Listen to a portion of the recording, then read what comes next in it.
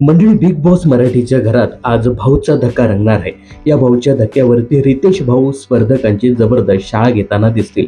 पहिल्यांदा रितेश भाऊ रुचिताची जबरदस्त शाळा घेताना दिसणार आहे, कारण ज्या पद्धतीने रुचिताने पूर्ण आठवडा अक्षरशः अख्खं घर डोक्यावर घेतलं होतं, त्यानंतर भाऊ अनुश्रीची शाळा घेणार आहेत.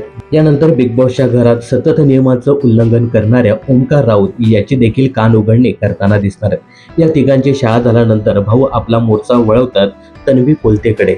तर गेल्या आठवड्यात पुन्हा एकदा बिग बॉसच्या घरामध्ये चोरी झाली होती. हा आरोप तन्वीवरती लावण्यात आला होता. तन्वीने या आरोपानंतर अख्खं घर डोक्यावर घेतलं होतं. भरपूर राडा देखील केला होता. मला चोर म्हटलं जातं असंही तिने सांगून रडारड देखील केली होती.